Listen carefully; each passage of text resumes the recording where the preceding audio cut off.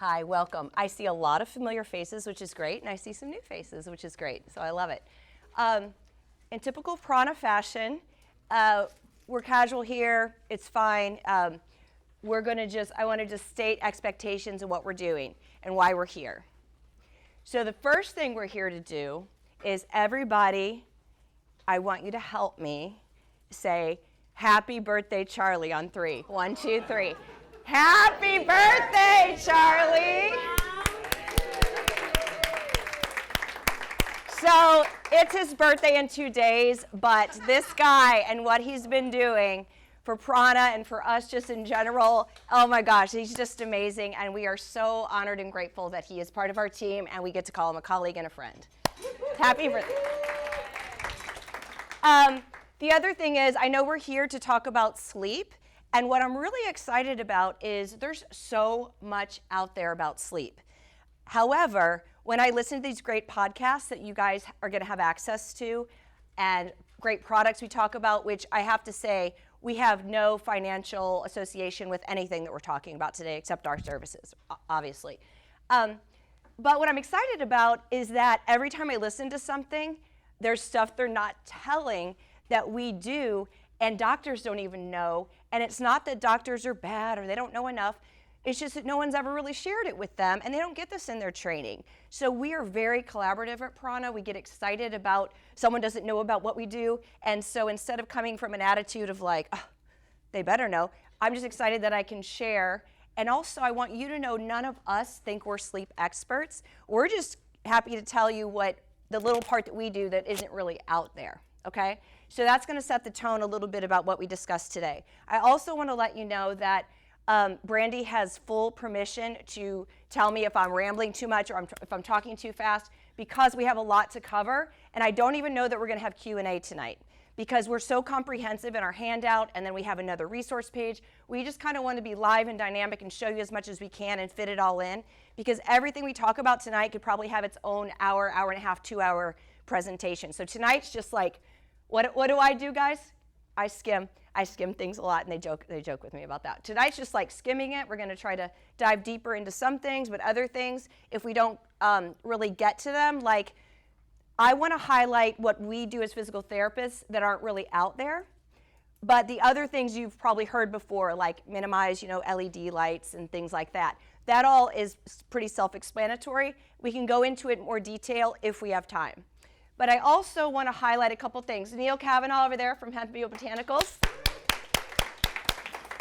Neil is incredible. He comes in and pops in, and we have, it's so funny, we were sending everybody over to Hempfield Botanicals for their tinctures, which they have 3. They have a lot, so talk to Neil about it. But long story short, we had a few products that we kept sending people over, and he's like, Dawn, why don't you at least have 2 here so that people don't have to take that extra step. So we do have a few things for sale, but I highly recommend if you want any Hempfield Botanicals products, go over there, talk to Neil and his team. They're very knowledgeable. We've toured the lab, we've interviewed them, because we wanted to make sure that we kind of don't recommend anything until we've either tried it or really researched it and things like that. So make sure that you, hello. So also, I want to say when we leave tonight, we're going to do it a little bit different. That's why I said we may not have Q&A. We're going to dim the lights. We're going to make sure you can still see, but we're going to ask everybody to just be quiet, no talking, and honestly, that goes more for me, right? Okay, so we all know that. But I want you to stop by Neil, because you can just pick up, he's got him on a little stick, a little nighttime gummy. That's one of the supplements that we wanted to talk about today. Okay, so everybody just pick it up. It's all organized over there, and just make your way out, okay? And then also what I'm going to do is talk a little bit, introduce some things. Then Abby Nagel, she's going to talk a little bit about diving more deep into sleep disorders. And then our own Heather Lindsley, hey, she's going to talk a little bit about like how you can self-test. Do you have any sleep disorders or disordered sleep?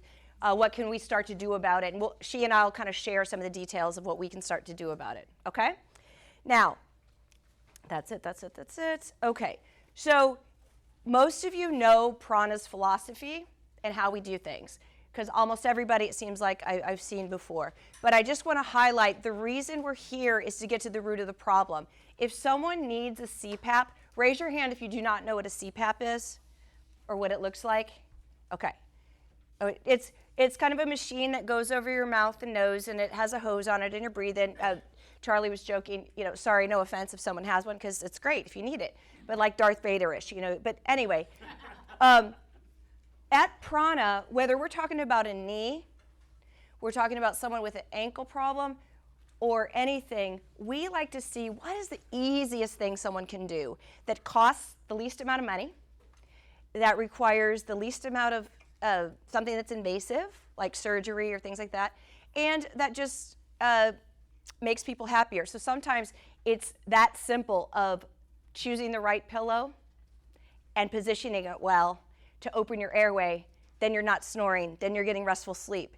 And not all sleep medicine doctors or people are so aware of what's possible with us that it's sort of a knee-jerk to just give a CPAP because they don't know the difference. They don't know what else can be done. So we want to bridge that gap from someone having quality sleep and all the way to, a CPAP, then having disordered sleep. So right here, we're going to try to fill in as many gaps as we can, but no harm, no foul. If someone needs a certain medication to sleep, by all means.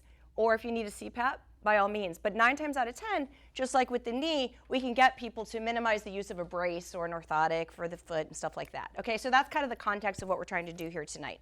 We're not saying no one should ever have a CPAP or an Ambien or something like that. But let's minimize it if we can, because there's other side effects and stuff like that. Okay, so great. So let's define in general and maybe a little more specifically what quality sleep means, so that we can all be on the same page. Quality sleep just means getting 6 to 8 hours of uninterrupted sleep with the least amount of muscle tension, obstruction of the airway, monkey mind, things like that. So the least amount of arousals, the least amount of wake-ups, and that you're actually promoting brain drain. Has anyone ever heard about that? Brain drain. So you want to promote getting these proteins that can attach to your brain filtered out at night. That's really important because the quality sleep means you've gone through 4 cycles of deep sleep, which means you've gone through REM sleep. And the goal is to get through 4 cycles. If you don't, then there's protein buildup, and that equals Alzheimer's and dementia. So wouldn't it be crazy if we just position people well, or we work on their airway a little bit, they didn't know they had it. Also, we do intranasal mobes. Things like that. That what if we just create an environment to have really good sleep that can just be treated out, and then you go live your life and sleep, and you snooze to win instead of snooze to lose, okay? So quality sleep, like I said, is you're sleeping for 6 to 8 hours. There is some controversy is a strong word, but there's some difference of opinion. If you need absolutely 8 hours, you might hear some experts say you do. Some people say as long as you have at least 6, most, if not all, agree if you have less than 6, no bueno. That's not going to work. And you're not going to get all the benefits for dreaming, too, to get your mental processing and help create more stabilization in your moods. And just minimizing aches and pains from getting that recovery. We're physical therapists, so we most deal with our people recovering with their muscles and their joints and their soft tissues. Okay? All right. We good so far? All right. So I think it's time. Abby, I'm just on deck just in a minute or two. I want to just say the definition, or not even definition, but just kind of for us tonight. There's disordered sleep and there's sleep disorders. So disordered sleep, all that means is that you're having trouble falling asleep and you're having trouble staying asleep. And there's many reasons why that could be happening. But sleep disorders is you literally have sleep apnea, so which means you are you're stopping your breathing, okay? And so that's serious and that needs to be addressed. But thank goodness for Brad Gilden. He's a physical therapist. He's leading the charge in airway. So Heather and I have been to some conferences with him.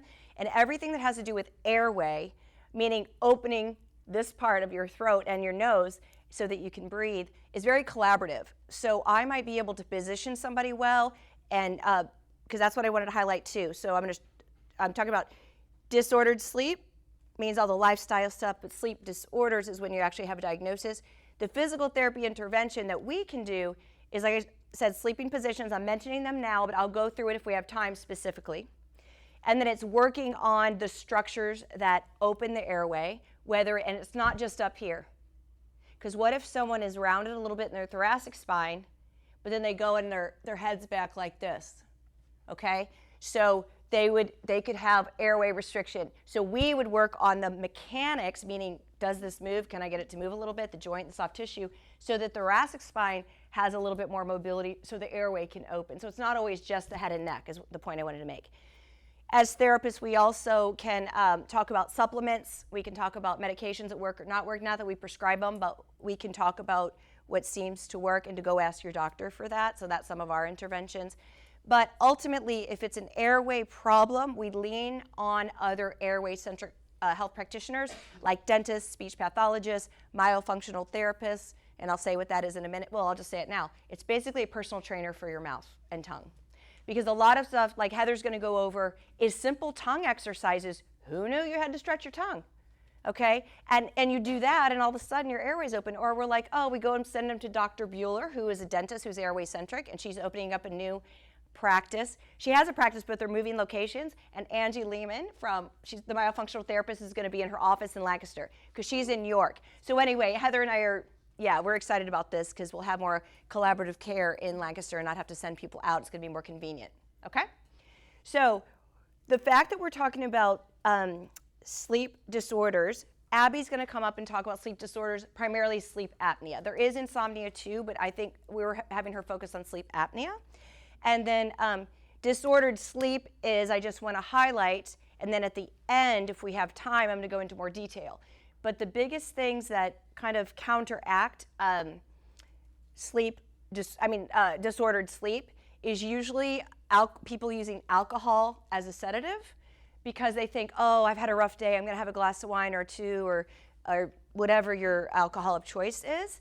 And that's not the best because initially it is a sedative, but then it becomes a stimulant because as it wears off. Because it also increases your blood pressure, and for you to have quality sleep, you need your heart rate. Your heart rate needs to be 60 beats per minute or less. And then also sometimes depending what you drink, it's the blood sugar spike and everything. So it wreaks massive havoc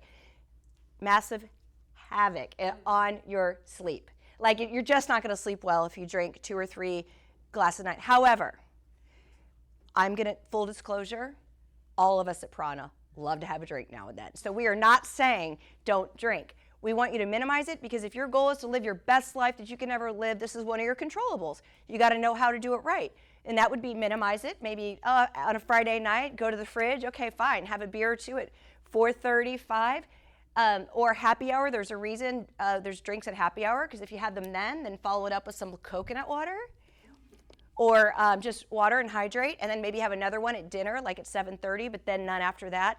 You can minimize the effects of alcohol and still get quality sleep. But I wouldn't do that every night. We're talking about when you drink occasionally. That's the way I would do it. So that, and so with that, I just wanted to highlight that for disordered sleeping. I want to bring Abby up here so she can talk about sleep apnea, which is a sleep disorder. To you about sleep apnea. So there are 3 different types. You have central sleep apnea, obstructive sleep apnea, and mixed. So obstructive is when your airway becomes blocked for a multitude of reasons, which we'll get into a little bit later. And central is when your brain does not communicate well with your respiratory muscles. And then mixed is a combination of the two, which is also the most severe form. And so sleep apnea is classified using the apnea-hypopnea index. And apnea is when you have the cessation of breathing. And the hypopnea is when you have that partial blockage, so like your blood oxygen levels can decrease and everything like that. And so a mild form of sleep apnea will have 5 to 15 of these events per hour, whereas severe will have more than 30. And does anyone have a guess on how many Americans have sleep apnea? 30%. 15%. Can I have a number? Like a million, thousands?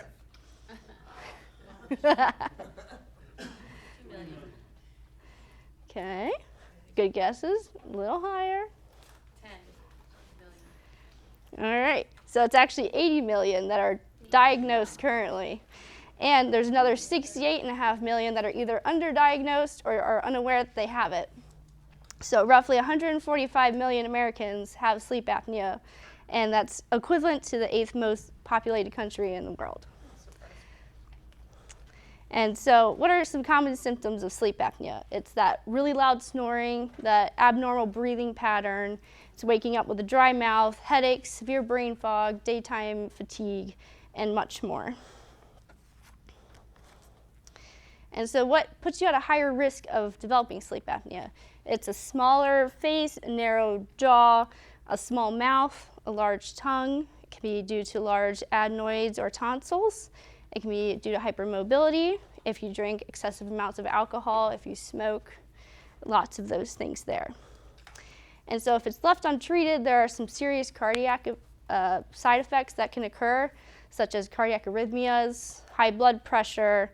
It can cause heart failure and sudden cardiac death. And so particularly in men, if it's untreated, they're at a 140% increased risk of developing heart failure, which that's a really scary number. We also have to say, also means erectile dysfunction. We have to say that too. Mm-hmm. Yep.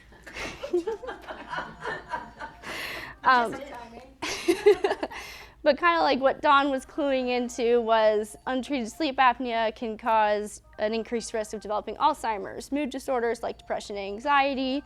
It can cause headaches, again, that daytime fatigue and severe brain fog, just feeling like you can't function normally, as well as hormone imbalances. So if we're constantly in a state of decreased quality and quantity of sleep, our body is going to stay in a fight or flight response.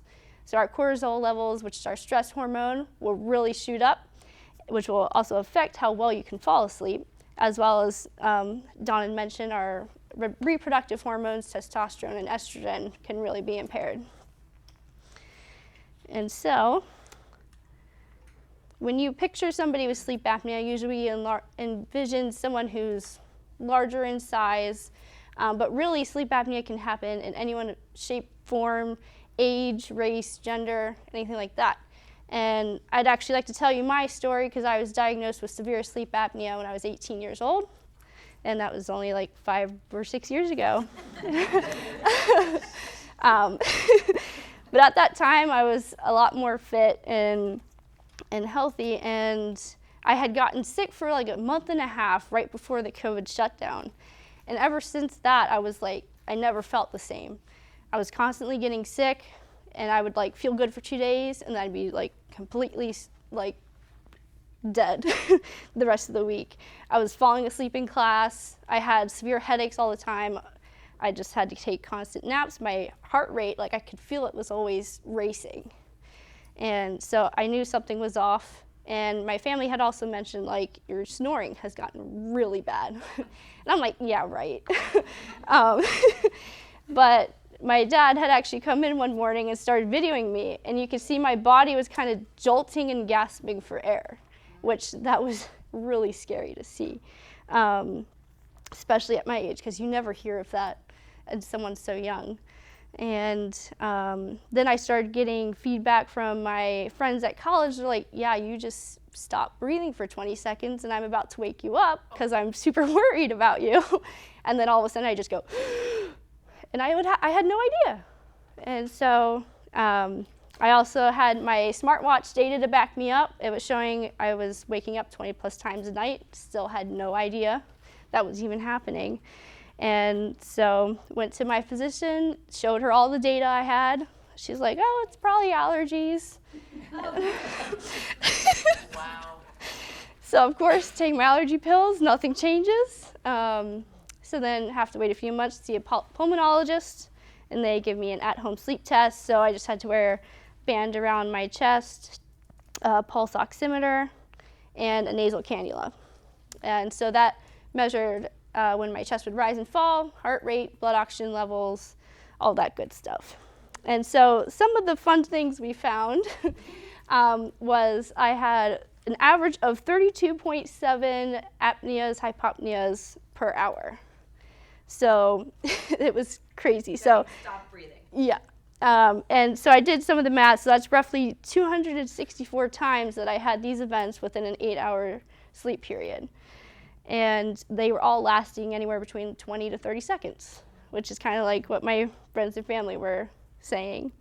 And that's roughly an hour and a half of that 8 hours I was not sleeping either. Breathing. My lowest blood oxygen level was also 81%. That is extremely low. Usually you want to be above that 90% there. Yeah. And so that was really eye-opening to get all that data. And so I eventually had to wait a few more months, saw an ENT. He spent not even a minute looking at my mouth and said, your tonsils need to come out. That's why you have sleep apnea. And so waited a few more months, got my tonsils out, and I actually did not want to wake up from anesthesia because that 45-minute nap just hit different. So, yeah, and then ever since, like, my snoring has gotten a lot better. I'm not falling asleep during the day.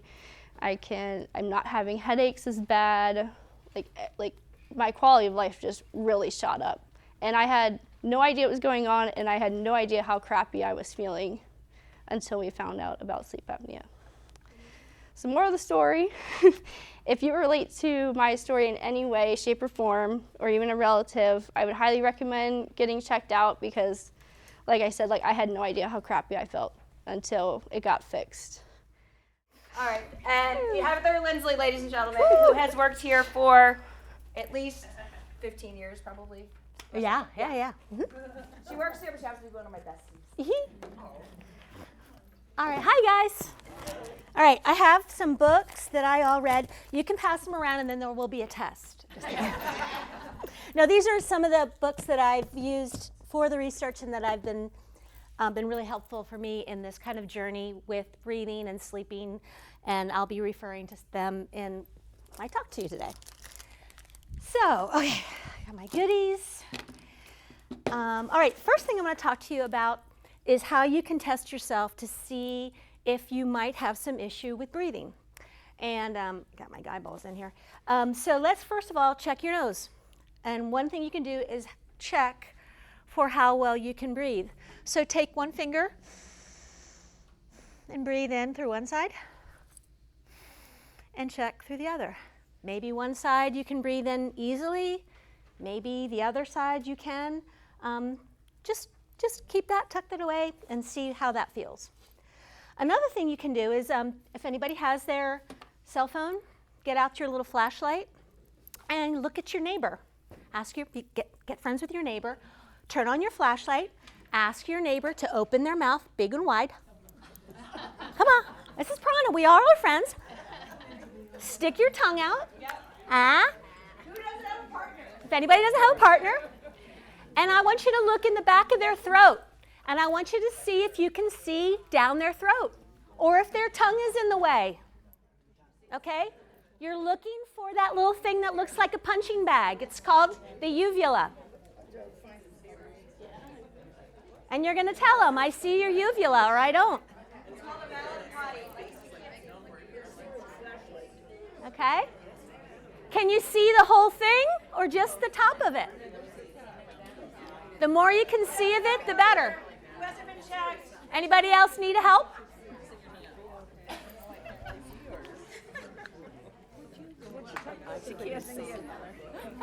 Open your mouth up wide. Yep, your tongue is blocking it. So yeah, you can. See there. Okay? Can you see yours? So that's bad. Open up. No, lift your head up. Yep, I can see yours. Okay. Yeah, you can see a bit of your uvula. Yeah, but yours is kind of up there. What are you supposed to see? Yeah, look. Yeah, see that little thing dangling down? Yeah. Can you see yours? That's it. I don't know.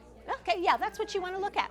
That's what you want. You want to see something dangling down. You want to have some space. That's where the air goes. You don't want that tongue blocking the air. Okay? All right. Some of you have a glass of water, have some water with you. Another thing you can try. Take a sip of water. If you have a glass, take a sip of water. If you can swallow it without closing your lips, oh my God, like that, that's good. If you can't, you might have a problem. So those are some tests. Try that at home if you don't have water with you. Those are just a couple things to check. Okay? All right. So if you notice any problems in the above, there may be some issues with swallowing or sleeping, something with some occlusion. And it might be worth checking out further. There are some options listing through that QR code. We have it up there. You can take a peek at it. There's a sleep quiz. There are some home sleep tests like what Abby had done. There's a questionnaire called a Stop Bang. And there's some devices like on your smartphone or an Aura ring. But some of those tests and those devices are not always sensitive enough to pick up an upper airway resistance syndrome, which is really the bad thing, okay?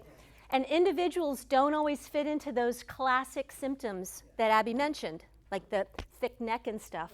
Some very petite women, some people who don't fit that, do need to see their doctor for further testing because they can't sleep and they're snoring like crazy. And they need a polysomnography test, which is basically a fancy way of saying a sleep study. So she'll need that. Those kinds of people need to go to a sleep lab, get all the electrodes, and test to see how bad or how good they sleep. All right, so that's important. Okay, but there still are some interventions that you can do and that we can help you through. Okay, to help you improve your breathing and your sleep. The first is nasal clearing. Why is it important to breathe through your nose? Everyone's like, you gotta breathe through your nose, you gotta breathe through your nose. Why? Okay, there's a mountain of data to support why you should.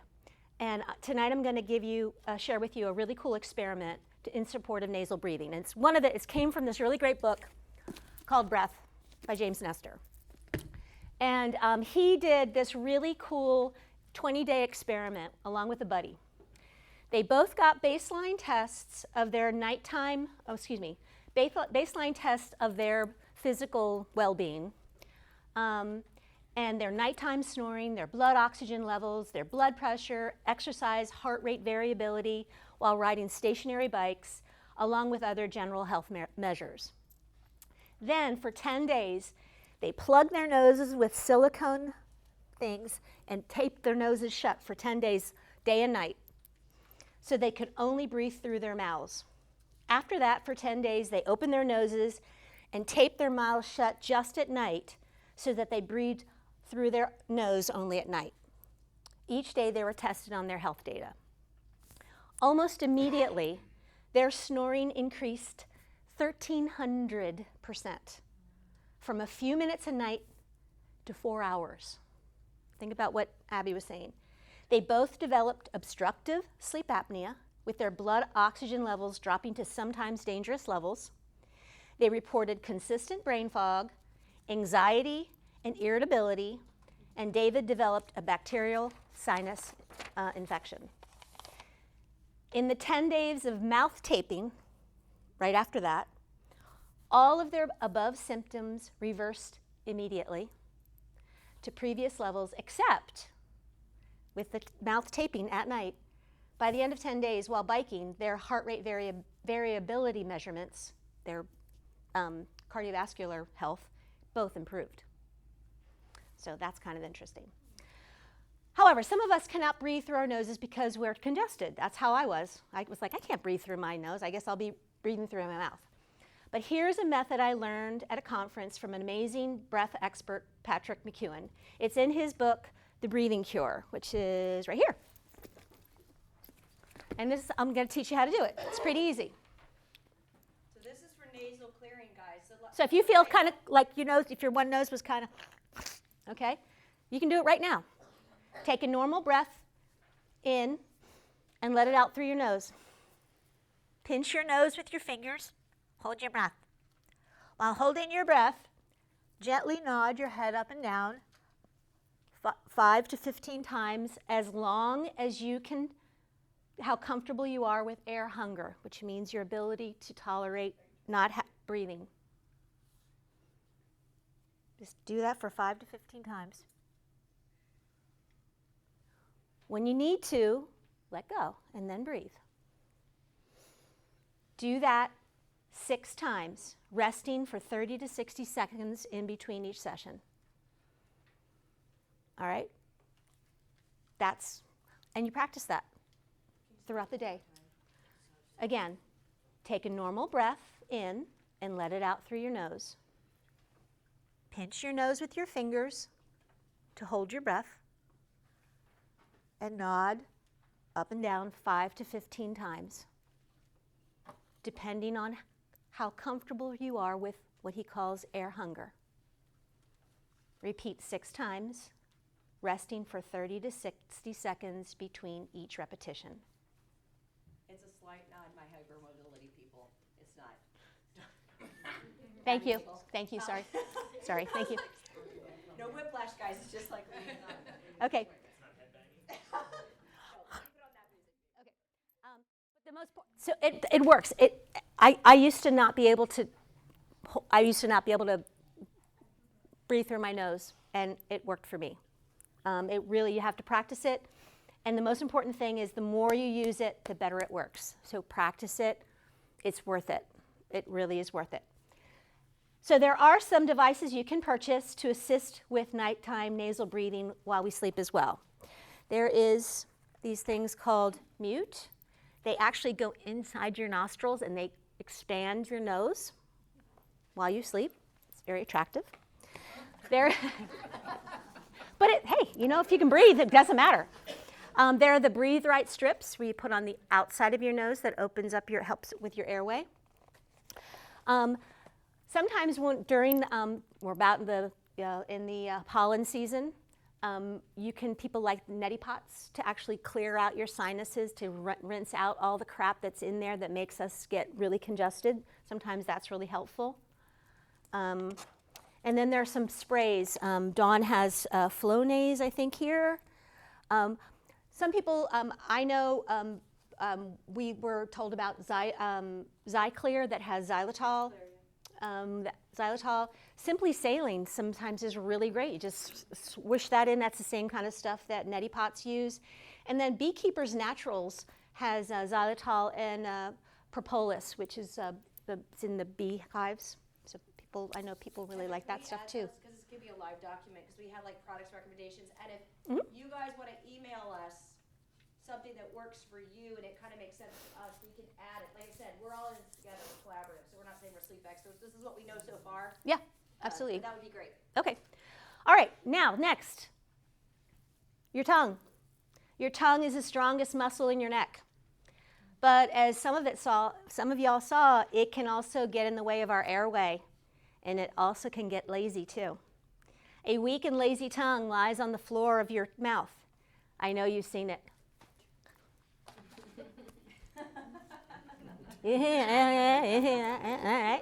Okay. But now you don't, well, where the heck does it go? And I'm going to teach you all how to get your tongue in the right place in your mouth. Everybody, raise your eyebrows. Now I want you to smile with a big smile and a big open mouth. I know you know how to do that. Now, swallow without closing your mouth. You see what you had to do with your tongue? You had to push it in the back of on the top of your lip, on your top of the roof of your mouth. That's where your tongue goes. Not just the tip of your tongue, your whole tongue goes on the roof of your mouth. That's where it lives. The whole tongue, the front, the middle, and the back. That's where it goes when you're not eating, talking, or sneezing. Okay? Now, some of us have a really lazy tongue or a really tight thing down there that doesn't help it get up there. So that's the next exercise we're going to, but the first thing we're going to do is learn how to get that tongue up there. High eyebrows, smile, and swallow. Okay, that's how you know how to get it there. And with that little chin tuck, that's good for your neck too. That right there could actually help people with headaches. Just that. So just Okay, and it's fun. Now, that's smashing up in your roof, that's where you go. Now, here are 3 more tongue exercises to do to get your tongue in shape for bikini season. All right. Woo! All right, first one is take that tongue up there. Smash it up there and suction it up there. Now that it's there, suck it up. And open your mouth as wide as you can. Feel that stretch. You're stretching the lingual frenulum. Oh, yeah? It's that connective tissue that holds it to your tongue to the floor of your mouth. That needs to stretch so that your tongue can reach the roof of your mouth, plus you're working the muscle that holds it up there. So that's a really great exercise. You're strengthening the tongue, getting to the roof of your mouth so it knows where to live, and stretching the thing that might be pulling it away from the roof of your mouth. The next exercise is pull on your tongue. Okay, get it away from, so you all got one of these little guys. Open it up. At home, you can use a washcloth or a handkerchief or whatever you want to use. And you're going to use it to grab onto the tip of your tongue. And you're going to pull in your tongue. And pull it. But don't let your chin come forward. Pull away. Uh-huh. Uh-huh. Uh-huh.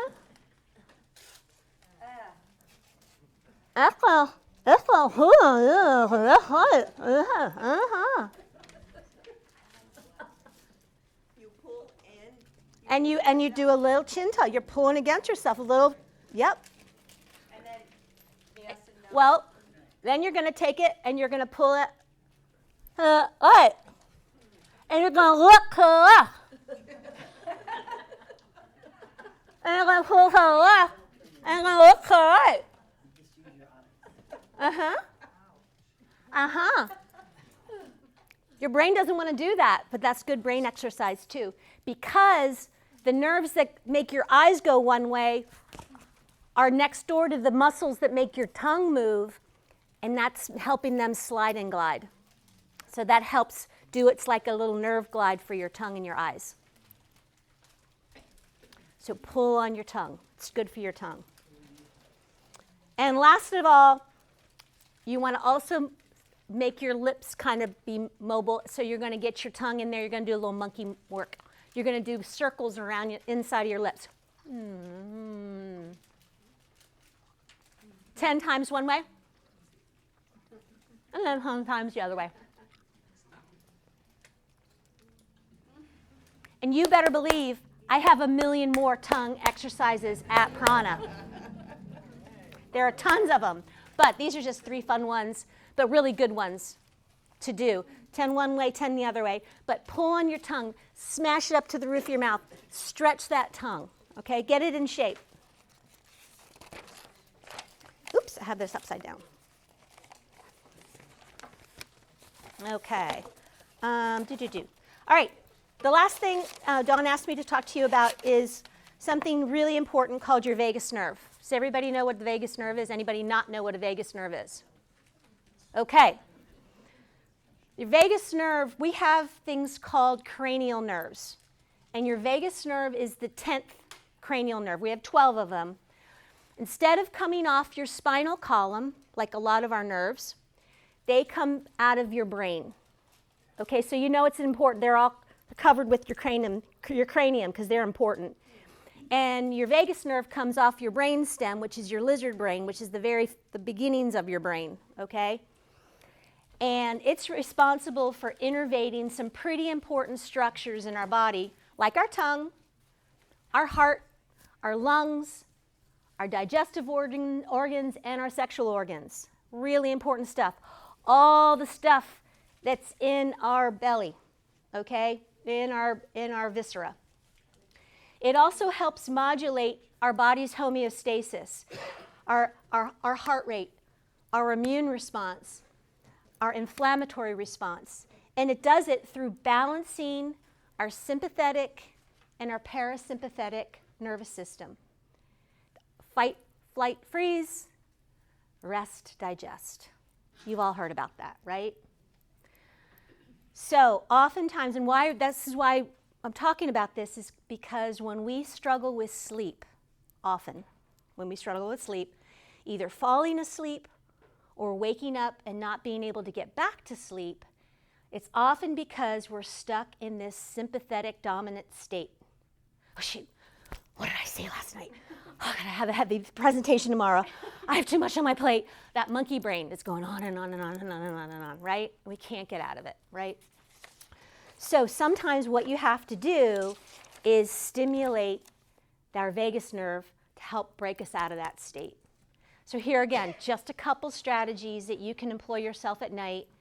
I actually promise you, I used the first one just this morning at 3 o'clock in the morning.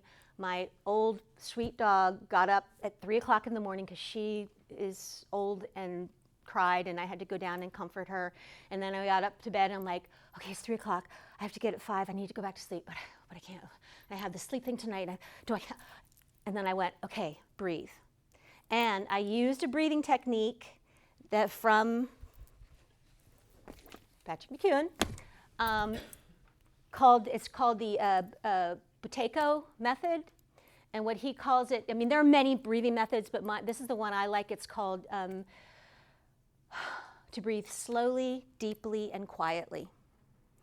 So you breathe in slowly through your nose, you breathe out, and then after you breathe out, you wait for that air hunger, that same sort of air hunger. You're not nodding your head up and down, but you just wait for that air hunger. Not enough to have to gasp to bring in, but just enough so that when you breathe in, you can breathe in slowly, but deeply and quietly. So you can really feel your whole air. You can feel your actually ribs expand. And you can feel your nasal passages. It just feels so good to fill your whole body and fulfill that air hunger you have, and then let it out. And I swear to God, I remember doing it twice and I was back to sleep like that. It's just so lovely. But there's other really lovely, people do the square breathing, people do yoga nidra. There are many things out there, but using diaphragmatic breathing, because your diaphragm, when it's breathing that way, it's actually pumping our belly. And in our belly, that vagus nerve is innervating all our organs. And that's stimulating that vagus nerve. So that's why, physiologically, why that's helpful too. The vagus nerve also innervates the front and the bottom of your ear canal and all around here. So you pulled on your tongue. Let's pull on our ear. So get your fingers in this, it's called your tragus of your ear, and pull it forward. Shake it. Give it, just hold it maybe, I would say, we don't have time to do it here, but I would hold it for 30 seconds. Maybe one, do one side then the other, play like a little seesaw.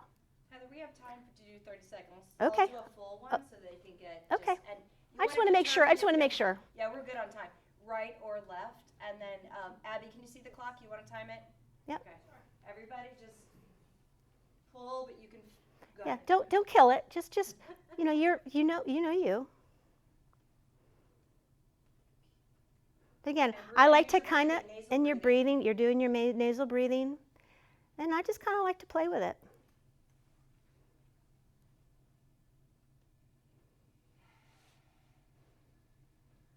You can even do little maybe circles.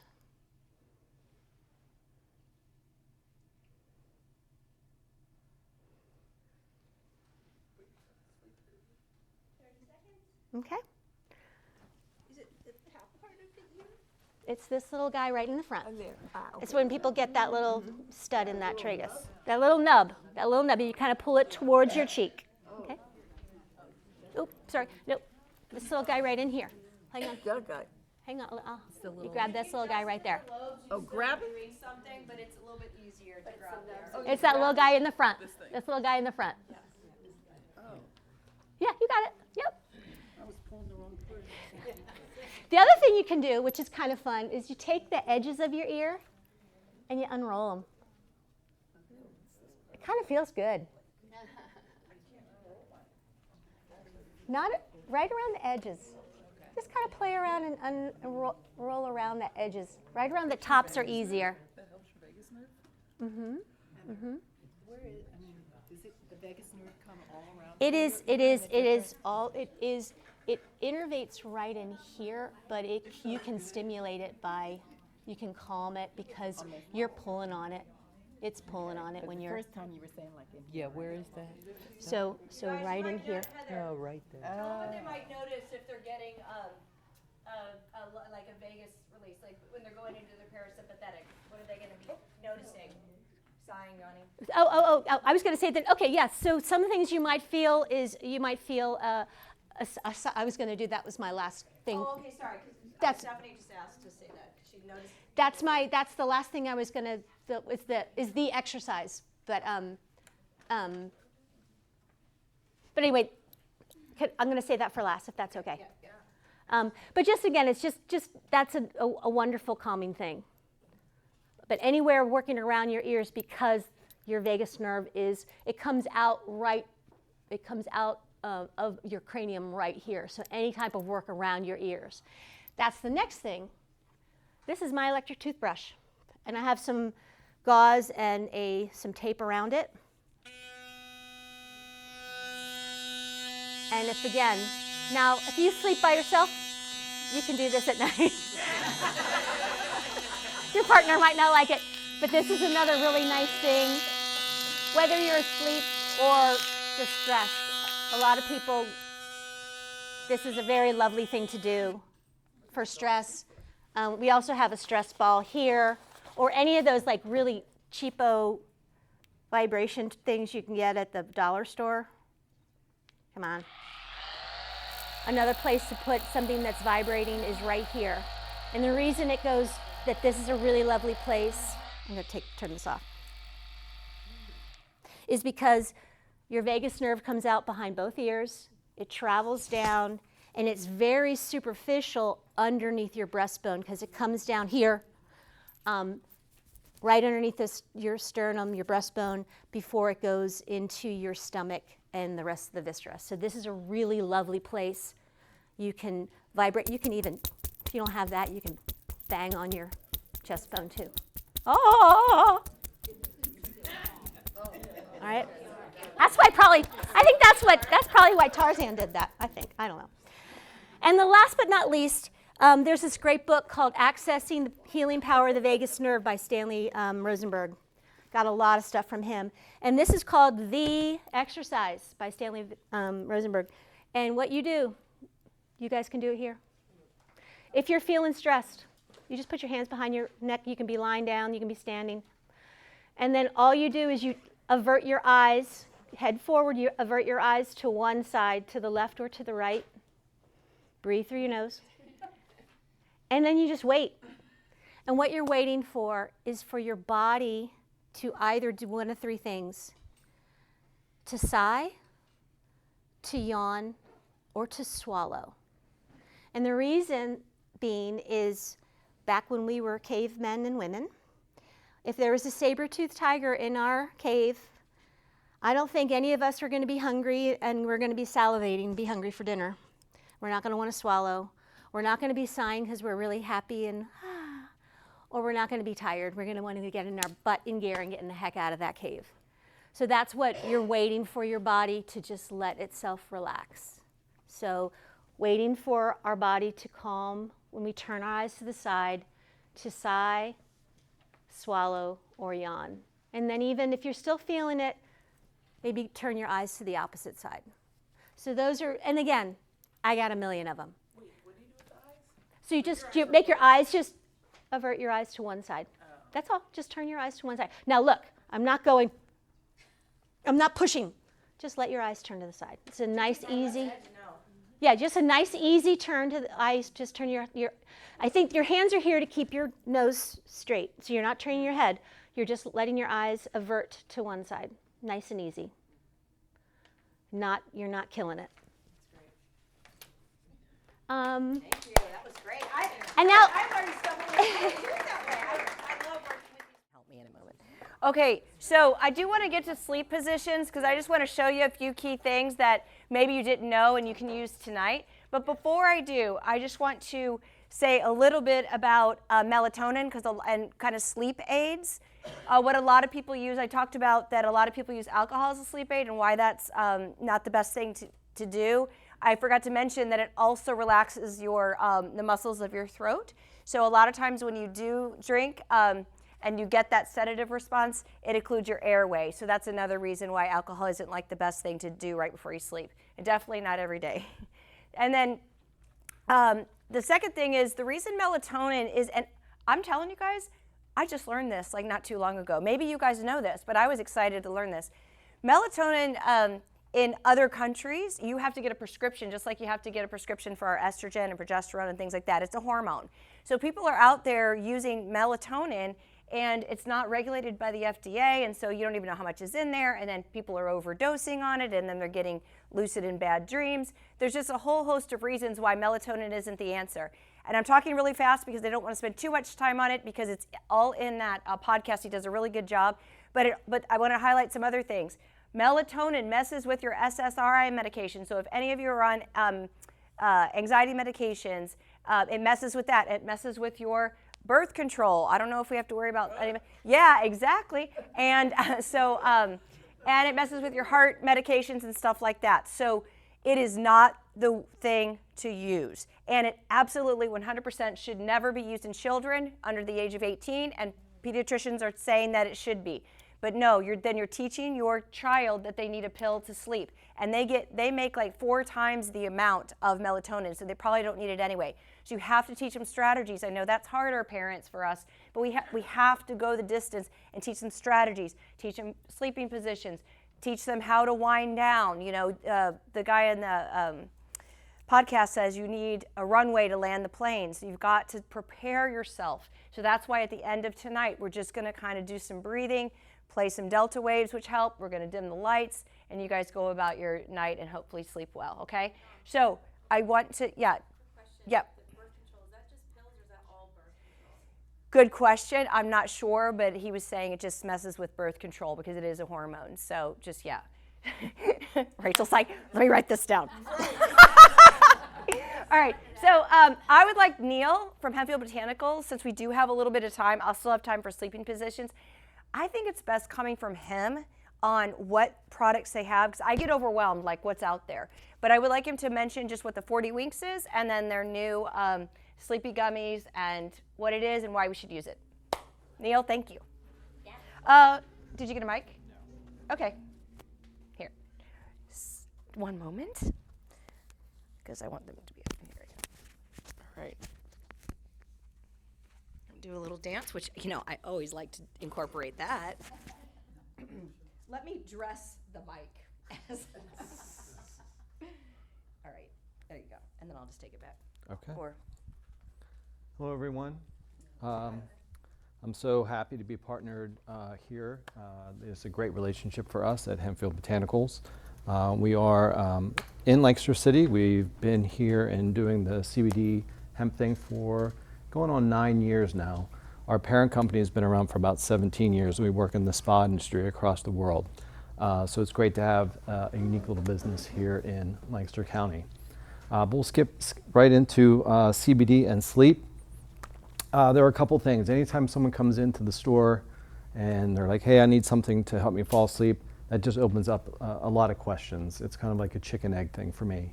So is it that you cannot fall asleep? Is it, I'm going to jump on that phrase that you all used, the monkey mind. I haven't heard quite that. I love that one because it's so true. Is it the wheels keep spinning and you can't get out of gear? And then also the runway too, like this part of the ritual, getting into a position or a mental position to be able to get into your rest. So we do offer a couple of different things. CBD in general, first and foremost, anti-inflammatory properties like through the roof. So a lot of the pain that might be associated at nighttime, stiffness or dull ache, a lot of that is associated with inflammation. So anti-inflammatory properties really help out. And then there's also the calming aspects of the CBD cannabinoids as well, which will help still the mind a little bit as well. It's not a silver bullet, it's not going to knock you out, anything like that, but it does bring about those calming energies to you. And then lastly, we also are delving into a day and nighttime gummy routine, which we launched back in December, which we're getting a lot of great feedback. So we're taking care of the daytime, kind of anxiety and getting through the daytime, and then also using a nighttime gummy to kind of help bring you in as part of your nighttime ritual to a good night's sleep. And so we've had great success. The nighttime gummies have kind of been outselling the daytime about 2 to 1, but we kind of anticipated that as well. And there's so many people out there that do have trouble with sleep, staying asleep, falling asleep, or trouble like getting up multiple times throughout the evening. And we're finding that this is a way to kind of overcome a lot of these obstacles. Maybe not the cure per se, but if you're taking care of pain, taking care of anti-inflammatory issues, and you're also calming the mind, you're setting yourself on a great path for that. The 40 winks that we're giving away tonight too, those are an oral oil, not to be confused with the tincture. There's no alcohol in there as well, at all. And anyone who did walk away with those tonight, I will definitely review how to self-dose that oral oil. So we have, yeah, sublingual, under the tongue. There's a lot of tongue stuff tonight. So you put it under the tongue. So I'll be happy to review that with you all, the folks who won those oral oils tonight. So thank you once again for your time tonight. It's a great topic, and we'll see you afterwards. Okay, I also wanted to mention before I get into sleep positions is that your morning routine, you can shut that one off, yep. The morning routine sets you up for sleep. So that's part of the runways in the morning. You want to make sure, I definitely have to say this because this is what the research is saying. The most important thing that makes sure you get quality sleep is that you wake up at the same time 7 days a week. Even on Saturday nights when we go out dancing, Rachel, we got to get up at, yeah. So that is the most important thing. Now, some will say you must go to bed at the same time too, but others say, well, I'm not really so particular about what time you go to bed as long as you get more than 6 hours, but you must wake up at the same time. That starts to shut the melatonin faucet off so that you're alert. 14 to 15 hours later, it starts to come on, so you get in that routine, and that starts to help the runway and help set the stage for quality sleep. Okay, so let's say you woke up at 6 a.m. So I'm setting the tone of what, because then we're going to put someone night. Who wants to be my, it doesn't have to be Charlie, it was going to be Charlie, but who wants to be set up to go to sleep? Rachel, okay. So you can start to prepare yourself. But let's say Rachel has gotten up at 6 a.m. She did some of her administrative stuff. She's a fierce woman, and she teaches us how to be confident. This is her, really. I love her. We are social dancers together, but she also is an amazing woman who tries to teach other women on how to be more amazing and come out of their shell and stuff. She's just, thank you. So, but let's say she got up at 6 a.m. She did all her things. She it's after work now, and she decided she went out with some friends. She had a drink. It's 7 o'clock. She had another drink around 7:30. They ate. She drank some coconut water. She came home. She watched a little TV maybe, but she shut all the other lights out. And she took her 40 winks tincture, okay, and she took her Magtine. We have no relationships with any of this. Her Magtine magnesium. Maybe she took her vitamin D, or she was in the sun for 15 minutes, because magnesium can help relax the muscles, and they don't know exactly why, but it helps you sleep too. I never miss my magnesium. And then she made sure that she wrapped up all of her things, like stuff that she has to do for emails or being on social media and things like that, about an hour or two it's best if it's 3, but like, okay, let's say like an hour and a half before she was going to go to bed. She put all her computer away. If she really had to send that email, she put her TheraSpecs on, sent the email, took them off, and now she's just relaxing.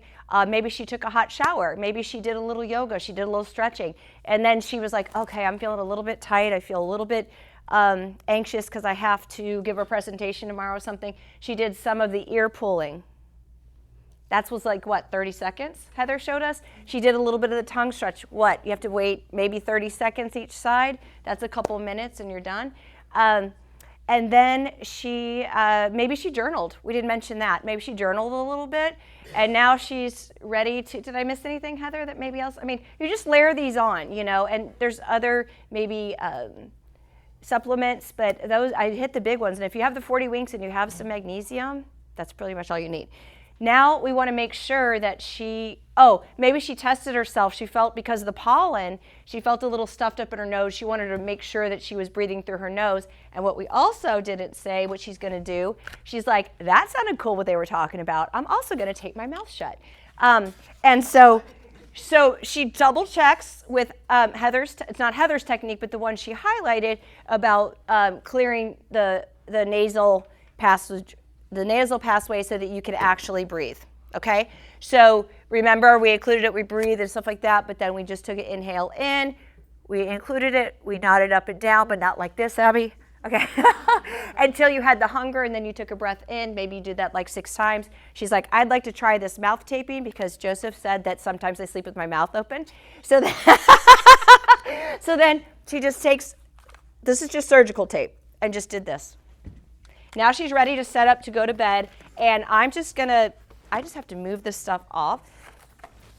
And then, May I just do a really quick? Please. Before you try doing that, taping your mouth shut for the first time at night, I would practice putting it on your mouth in the evening, the night before, or like practice with it when you're not about to go down to sleep for the very first time. So do it for the evening. That's a good point, because then you may not be able to sleep because you're just not used to it and you're like anxious about it. Practice with it the evening, like 2 days before. Just get used to having that on your lips. Yeah. That's all. And there's plenty of mouth tapes that are now made for that. But this is like, what, $7.99? And I think James Nestor has one, Patrick McEwen has one, and then Somnifix, I believe, is the one that my friend Brad, who's the expert, he recommended, and that is in some of the products that you have when you do the QR code. Okay, so I'm going to show you, I usually ask what position people often prefer to sleep in, but how do you prefer to sleep? I'm usually on my side, sometimes with a pillow between my legs. Okay, so, which side do you prefer? It doesn't matter. It doesn't really matter, because I'm going to show all of them, because I just want them to know. Okay, so if you sleep on your back, which I would highly recommend, unless you do have sleep apnea and you're really snoring, but like try all the things we said so that we can achieve sleeping on our back, because that's good for you. Or your left side. You can go side to side, but the left side has the research shows that helps the brain drain more, so that those proteins get out of your brain and you don't get Alzheimer's and dementia, and you have quality sleep. Just FYI. So if you're going to sleep on your back, go ahead. You're just going to put your head here. The most important thing, you can check me. I'm pretty sure it's so what do we want from sleeping that will help provide quality sleep? Here's what we want. We want supports for all of the extremities, so they're not wanting to like move. So if I just put, which a lot of people do, lift your legs up for me, Rach. If people just put a pillow there, it's because it's not supported all the way, this knee could think it's a fulcrum, like, oh, I can move a little bit. So sometimes if it's not supported all the way, it provides a little bit more tension. So we want to minimize that as much as possible. So we're looking for support, decrease fulcrum so you don't have tension and things like that, okay? And then support so that you're not occluding an airway, obviously. So I'm going to have you bring your knees in towards your chest. She's a little bit tight in her hip flexors, not terrible, but you're going to stay there. You okay? Yeah. And I'm just going to wedge this pillow a little bit right underneath her, just her pelvis, as if that was a bowl full of, I don't know, cereal, and you don't want to spill it. So now her pelvis is in neutral. Like if it's a bowl, it's level, okay? And then now she's pretty petite. I could see if one pillow would work for her. I would be okay with that. But most people need 2 pillows, okay? So it's kind of like that. Now, not everybody needs this. I do not like a pillow underneath my legs because I stretch my hip flexors a lot to make sure they're long enough and they have enough mobility that when I stretch my legs out, they're not pulling on my lower back. But if anybody has back pain at all when they sleep on their back, it's probably because your hip flexors are too tight. And then, yep. Okay, and then I'm gonna take it out. So go ahead and straighten your legs. So you may not be able to see this. It's not really that obvious, but us as PTs, we see it. Her pelvis rotates anteriorly or forward a little bit. So therefore, and the psoas, the hip flexor, attaches to all of the lumbar spine. It's deep in the abdomen. All of the lumbar spine, it comes down and attaches about here. So when it's tight, it compresses all of the vertebrae in the lumbar spine. So you have to put it on slack. If she was my patient, or just she's my friend, I'd be like, hey girl, you gotta stretch your hip flexors a little bit more so that you can achieve not having to use this. Okay, but most people do need that. So I'm just gonna lift that up once again. Yep. And then the other thing is for the head and neck is that you want the head and neck to be in neutral. Everything has to be in neutral alignment. That's one of our goals we're trying to achieve. Rachel's pretty good. She doesn't have too bad of a forward head posture, but let's say she did and her head was more forward. This is not the time I'm trying to get her out of her forward head posture, because if I have it too low, she's going to extend and occlude her airway, right? So if she had forward head, I would just have to be okay with supporting it right where she is. And then again, I would work mechanically in her physical therapy to get her head and neck to be in more neutral position so she requires less support there, because that's going to open up her airway more. Does that make sense? Okay, but she's pretty good right now. So for her, I'm going to flip your hair a little bit. The other thing you want to do, there shouldn't be any like daylight. There should be nothing.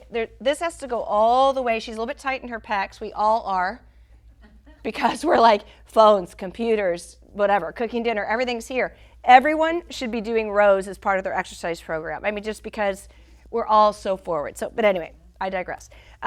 You want to make sure that the pillow, this is why we like medium filled down feather pillows. I wish I had a relationship that I was getting money when I tell people to buy these types of pillows. Maybe we'll kind of come up with our own Prana pillow. Yeah, anybody? Yeah. Anybody know any local goose people that we can like? Neil, do you have a connection? All right. Geese.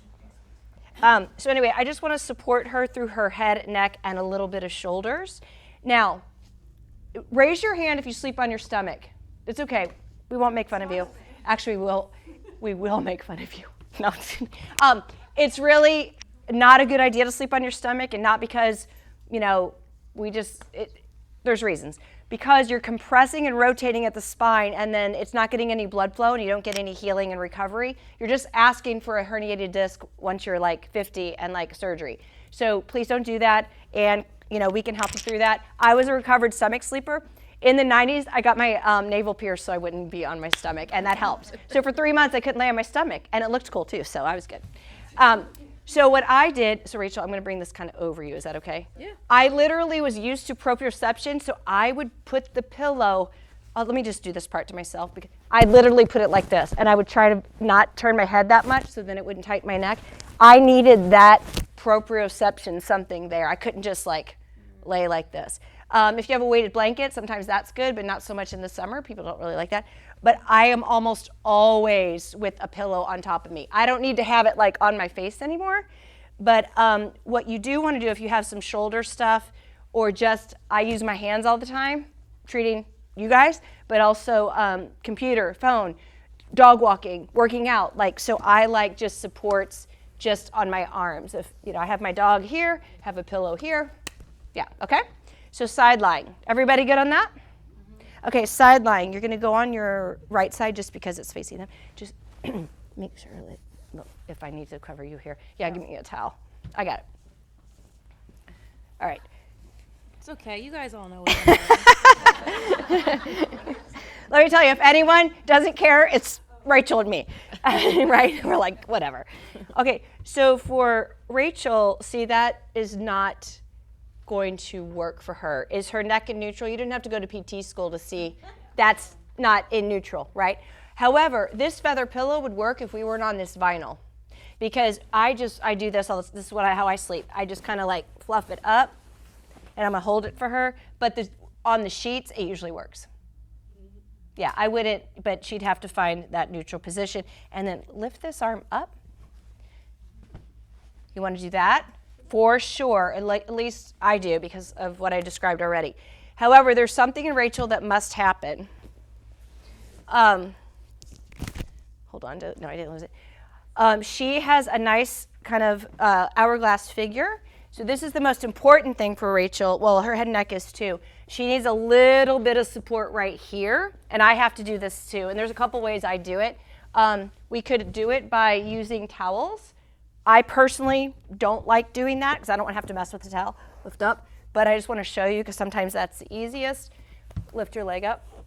And then she also, I don't like the pillow just like that or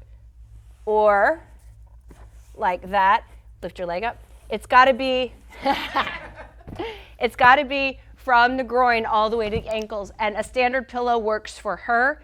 We have some king size pillows if you need it for that. And let's say you've got some foam pillows at home and you're like, oh, Dawn and Heather and Charlie and Sean and now Abby, they all say I need, feather pillows. If you want to use a foam pillow for like, supporting your legs or just like holding on, that's okay. But for your head and neck, and yeah, we really need this to be, and the reason being, it supports yet conforms. The foam pillow, go look at your pillow at home. If it like pops out, it just pushes too much at you, especially if you're hypermobile. It really starts to. Is this different than this pillow? Are these the same? I'm not sure. I'll look at it. So if I was, that's what I would do for Rachel for sideline, okay? Now the way I hack this a little bit is I don't like to use a pillow there. Again, I don't want to mess with it. But my thighs are pretty thick, and so this angle for me is not that bad. It's called a Q angle. But if I had really thin legs and wider hips, this angle can be really big, and people get trochanteric bursitis and things like that. So I'd probably need something more there. I'm fine with just using my duvet, just like my bedspread, my duvet, and I just kind of like put it there, and that's good enough for me. For this, here, I'll just do this. I'm gonna take this out. I just like to do this, roll back, and I just put like the corner of a pillow, come forward, and then I kind of use that. That's what I do. I just shove a pillow in there. And you can train yourself to like reposition. Like if she's gonna go to the other side, we just ask people, try it to like roll like 5 times or something, each time reposition. I wake up, I do it, I'm right back to sleep. Which brings me to another thing is that, just so you guys know, all of us naturally will wake up around between 1 and 3 a.m. It's because of our body temperature starting to heat up again. It starts to go down. We didn't mention that you should probably sleep in 65. I know it's been hot in here. I've been trying to adjust it because today kind of got hot, so it's hard to get the temperature at Prana right when things change. But anyway, I highly recommend really trying to sleep in a colder environment. They say about 65 degrees, but around between 1 and 3, your body starts to heat up again. So you wake up a little bit, and what some of the experts are saying, try so hard not to pick up your phone because that starts to tell you to wake up because the melatonin that faucet starts to turn on and it starts to make you alert and says time to wake up. Please don't do that. Use the breathing technique that Heather mentioned about just breathe quietly, deeply, nasal breathe and exhale, and then take another breath when you actually have to with the hunger comes. But another thing is don't go pee. If you really have to go pee, go pee. But a lot of us go, well, I'm up, I may as well go pee. So if you really feel like you don't necessarily have to, and maybe you're not laying there, maybe you're laying on your back and your bladder is not has any pressure. If you really don't have to go, don't talk yourself into going because then we turn on the light and then it starts to increase your heart rate to go from sitting to standing. So just try it, okay? But if you have to go pee, go pee. that's basically it for that. And are you gonna go night night? Okay, you can stay there. I think that's all. These two things. The only reason I had this is they say don't eat a meal right before you go to bed or whatever. But there's also, if you're really hungry, that's also not gonna equal quality sleep. So what I do, so sometimes I'm like a little bit hungry, so I'll just take a little bit of collagen protein and a little bit of yogurt and take a few bites. And so then that just kind of satiates me. Is that the word? Satisfies me. And so that I get quality sleep. Because if I'm hungry, then I wake up. But you don't want to have like a huge meal, ideally. And I have to say this. Am I good? Yes, you're good. You're more than good, girl. You are fabulous. Let's give a hand for her. I have to reiterate what I said at the beginning. We're not expecting perfection, but I think you can see that there are so many things out there that we can try to get quality sleep. And that's going to mean less headaches possibly, more mental acuity, better relationships, because I know when I'm tired, if I'm tired and hungry, forget it. I'm no good for nobody, okay? So it could be that easy of just adopting a few of these techniques, start slow. There's also people that talk about tiny habits. You should only, start with one little habit. Meaning start with just flossing one tooth. You know what I mean? So we have a lot up there. We have a lot of handouts and the QR codes for the resources that you can go over this again. And we'll probably have another event that highlights more specifically some of the things that we just touched on. I also want to mention Stephanie Van Duzen is here. Raise your hand, Stephanie. Because when I work about collaboration as well, we have to work. She has stages right around the corner on Duke Street. She's a PhD trauma therapist, so she is an expert in the polyvagal theory about the vagus nerve and everything. So, we have to work collaborative with people, with Neil. Gardner's Mattress and more. But like, if Neil just was giving 40 winks, but people have obstructed airway, right? So we have to work on the airway, but then they also need to relax. So we have to all lean on each other. But Gardner's Mattress and More, that's a local mattress company. We have worked with them since I opened 17 years ago. They're wonderful. There's a little handout from them as well. And I think they were going to give us a free pillow or something. But I think there might be something that you can get. I don't know. Tell them you're a patient of ours and they take good care of you. I don't really know what that means, but ask them. I thought you were giving us a 20% discount. No. There you go. If you say that, I'll deny it. But this is being recorded, so so this will be. You'll have access to it. I haven't decided yet how. Probably we'll put it on YouTube and send it out through our email blast, something like that. Not sure if I'll put it on social media, but we'll see. Yay. Okay. So what I'd like to do is wrap it up. I want to thank you all for making the time because today was beautiful and a lot of people were calling like, yeah, I'm not coming. So you guys applaud yourselves. Yes. If there is anyone that, okay, let's test this. So can you shut the lights, Charlie? Let's see how dark it is. We'd like you to just try to pick one of something that you learned primarily from Heather on a relaxation technique. Actually, let's do it together. I changed my mind. Let's put it on the floor because I'm just going to show you one more. Let's all do this together so that you don't have to think and like pick something and all that stuff. Anyone who's been here knows I like my music. This is if you have Spotify or any other music, and I'm sorry, I know it's right in your ear, but I want people to hear it. But would you like to take a moment to move? Are you okay? Okay.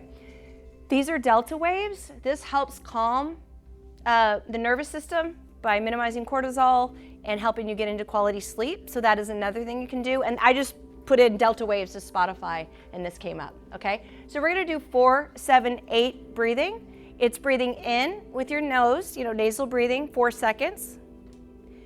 Holding it for 7 seconds. And then exhaling for 8 seconds. Now that may be challenging for most people. So if you have to only do 4 seconds in and 6 seconds, hold 4 to 6 seconds and 7 seconds out, that's okay.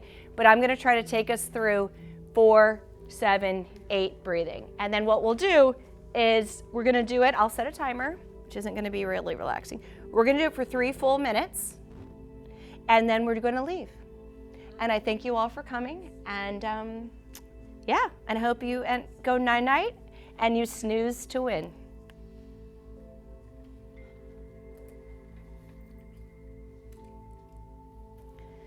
Okay, so we're gonna, everybody ready? Just kind of exhale.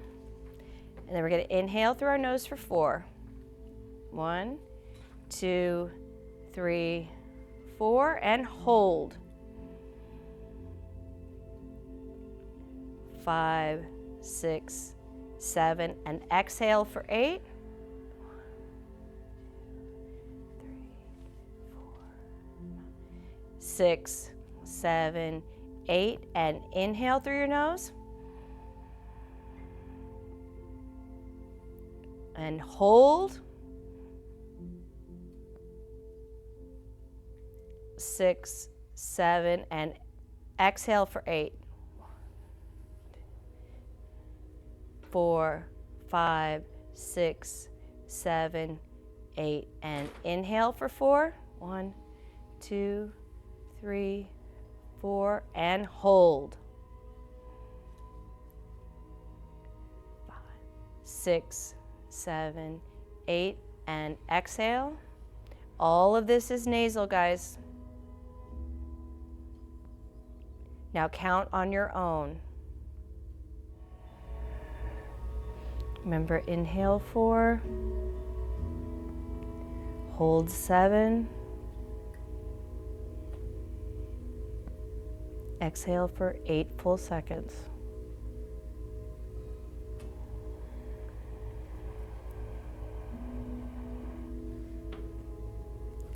And thank you.